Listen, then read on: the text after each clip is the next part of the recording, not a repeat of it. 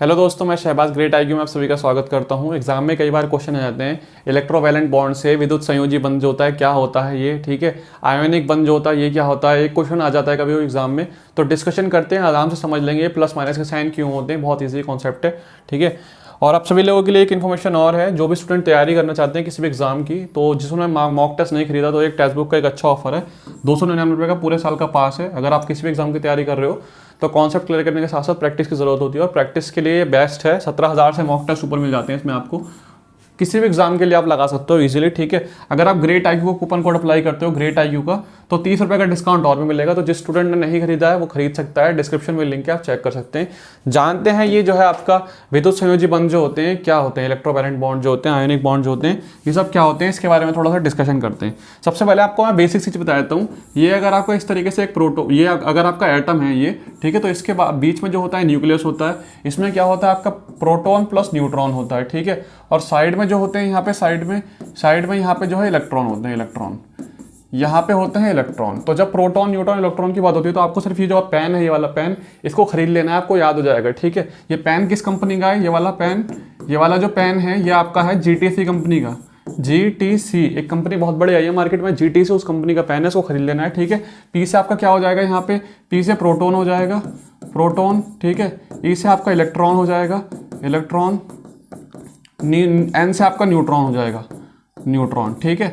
अब ये जी से क्या हो जाएगा, जी से आपको याद रखना है गोल्ड स्टीन, ठीक। इसने इसकी खोज की थी प्रोटॉन की।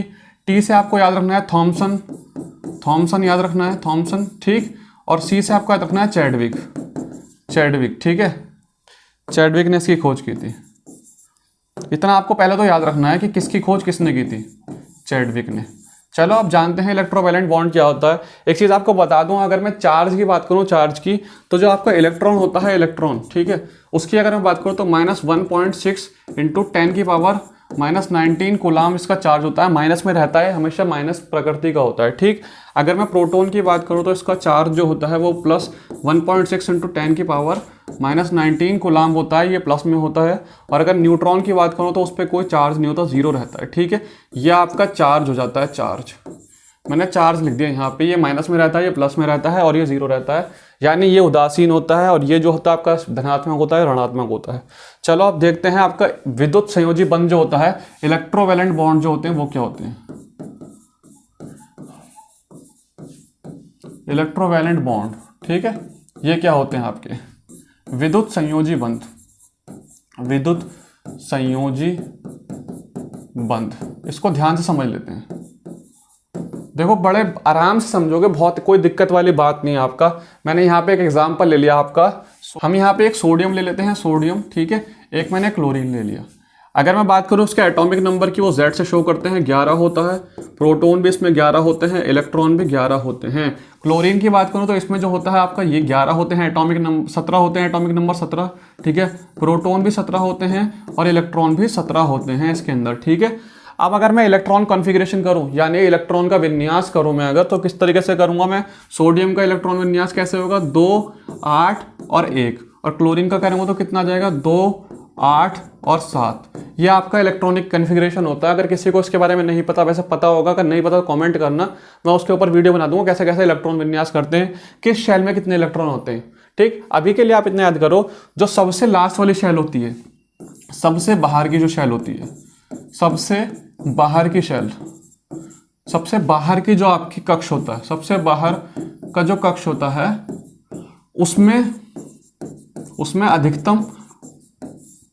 अधिकतम 8 इलेक्ट्रॉन हो सकते हैं, 8 इलेक्ट्रॉन हो सकते हैं, अधिकतम 8 इलेक्ट्रॉन हो सकते हैं, ठीक। तो अभी ये क्या करेगा, सोडियम जो है इसके पास जो 1 इलेक्ट्रॉन है वो क्या करेगा, इसको 8 करने हैं अपने लास्ट वाले, मैंने बोला 8 इलेक्ट्रॉन होते हैं मैक्सिमम जो होते हैं, और अगर वो 8 पूरे कर लेता है तो क्या हो जाएगा, वो स्टेबल हो जाएगा। तो जितने भी आपके एलिमेंट हैं वो पूरे टाइम इसे जुगाड़ में रहते हैं, इस चक्कर में किसी न किसी तरीके से वो अपने 8 फिल कर लें, लास्ट वाले शेल में उसके 8 हो जाएं। तो अब देखो, आप सोडियम को बैलेंस होने के लिए 8 चाहिए, तो वो क्या करेगा, इस एक को उसको फेंक देना चाहिए बाहर, वो ज़्यादा आसान है, या 7 को खींच के लाएगा। आप खुद सोच के देखो, एक को निकाल दे वो ज़्यादा बढ़िया है इसके लिए, 7 को लेके आए वो ज़्यादा बढ़िया है। इसके लिए ज़्यादा बढ़िया डील ये है कि इसको 1 को हटा देना चाहिए। ऐसे ही आपका क्लोरीन है, क्लोरीन के लिए बढ़िया डील कौन सी है, क्या वो 7 को निकाल दे वो उसके लिए बढ़िया डील है, या फिर वो 1 को लेकर जाए वो बढ़िया डील है। हाँ, इसके लिए ये बढ़िया डील है कि अगर 1 को खींच ले। जब सोडियम और क्लोरीन दोनों एक साथ रिएक्शन करते हैं, दोनों एक साथ बॉन्ड बनाते हैं, तब क्या होता है, जब ये जो होता है अपना सोडियम, वो क्लोरीन को 1 दे देता है अपना इलेक्ट्रॉन, ठीक है, 1 इलेक्ट्रॉन दे देता है। तो विद्युत जो संयोजी बंध होते हैं आपके, इलेक्ट्रोवैलेंट बॉन्ड क्या होते हैं, जब किसी इलेक्ट्रॉन के ट्रांसफर होता है, ठीक है, शेयरिंग नहीं हो रही, यहाँ पे ट्रांसफर हो रहा है, ट्रांसफर, ठीक है, ट्रांसफर, ये किसी को दान कर देता है, ये किसी को दान कर देता है, ठीक है। यहाँ पे क्या चल रहा है, दान और ग्रहण, ठीक है। सोडियम जो है ये यहाँ पे दान कर रहा है, डोनेट कर रहा है, क्लोरीन जो है ग्रहण कर रहा है। जब भी आपके पेपर में आएगा इलेक्ट्रोवैलेंट बॉन्ड क्या होते हैं, जब किसी भी रिएक्शन में, किसी बॉन्ड बनाने के टाइम कोई इलेक्ट्रॉन ट्रांसफर होता है, शेयर नहीं कर रहा है, इसने क्या करा, 1 इलेक्ट्रॉन कह रहा है तू ले ले पूरा का पूरा, 1 इलेक्ट्रॉन तू ही रख ले अपने पास, ठीक है। तो क्या हो जाएगा, क्लोरीन के पास 8 हो जाएंगे, सोडियम के पास 1 चला जाएगा, तो लास्ट में 2 और 8 रह जाएंगे। इस तरीके से यहाँ पे जो है Na आ जाएगा, Cl आ जाएगा, और ये सेटिस्फाइड हो जाएंगे। जी समझ में आ गया, प्लस माइनस का चक्कर क्या है उसको समझ लो। आप समझते हैं, देखो इलेक्ट्रॉन पे भी मैंने बताया था आपको, चार्ज ऐसा था, नेगेटिव चार्ज था ना इलेक्ट्रॉन पे, नेगेटिव चार्ज था, कितना था, -1.67 × 10⁻⁻19। तो इसको ऋणात्मक चार्ज था ये इलेक्ट्रॉन पे, ऋणात्मक चार्ज होता है इलेक्ट्रॉन पे। आप सोचो, आपके कोई दोस्त हैं, ठीक है, आप 2-3 दोस्त हो, उस दोस्त में से एक आपका नेगेटिव दोस्त है बहुत ज़्यादा, नेगेटिव दोस्त को आप निकाल दो अपने ग्रुप से, तो क्या होगा आपके साथ, अगर आपके जितने भी दोस्त हैं उसमें एक नेगेटिव पता चला जाए, तो आपका ग्रुप कैसा होगा, पॉजिटिव फील करेगा ना, पॉजिटिव सा फील करेगा बहुत ज़्यादा। तो बिल्कुल एग्जैक्टली इसमें क्या होता है कि जब ये 1 इलेक्ट्रॉन निकाल देता है यहाँ से, तो ये आप पॉजिटिव फील करता है। अब इसमें इलेक्ट्रॉन कितने हैं, इलेक्ट्रॉन 2 और 8 10 इलेक्ट्रॉन है, मगर प्रोटॉन कितने हैं इसमें, 11 अभी भी। तो प्रोटॉन पॉजिटिव होते हैं, इलेक्ट्रॉन नेगेटिव होते हैं। एक कोई नेगेटिविटी को निकाल ली इसने, तो पॉजिटिव फील करना शुरू कर दिया। वहां पे जो होता है क्लोरीन, उसके साथ क्या होता है, क्लोरीन का कोई ग्रुप है, उसने बोला कि यार आपके एक और नेगेटिव बंदा आ गया मेरे साथ। एक और जब नेगेटिव बंदा आता है तो क्या होगा, उसकी नेगेटिविटी बढ़ गई, और उस नेगेटिविटी को बढ़ने पे जो दिखाता है वो ऊपर की तरफ माइनस साइन करता है, और जो पॉजिटिविटी को शो करता है वो प्लस का।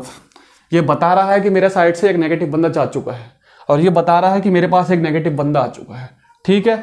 तो आप लोगों को समझ जाना है, जब भी कभी क्वेश्चन में +1 प्लस लगा हो, ठीक है, +2 लगा हो, +3 लगा हो, तो आपको समझ लेना है कि यहाँ पे प्लस लगा हुआ है तो 1 इलेक्ट्रॉन होते हैं। यहाँ पे जब इलेक्ट्रॉन जाते हैं तो वो क्या होता है, वो प्लस के साइन आ जाते हैं, और जब इलेक्ट्रॉन जो है आपके पास आते हैं, आप गेन करते हो, ग्रहण करते हो, तो क्या होता है, माइनस का साइन आ जाते हैं वहाँ पे।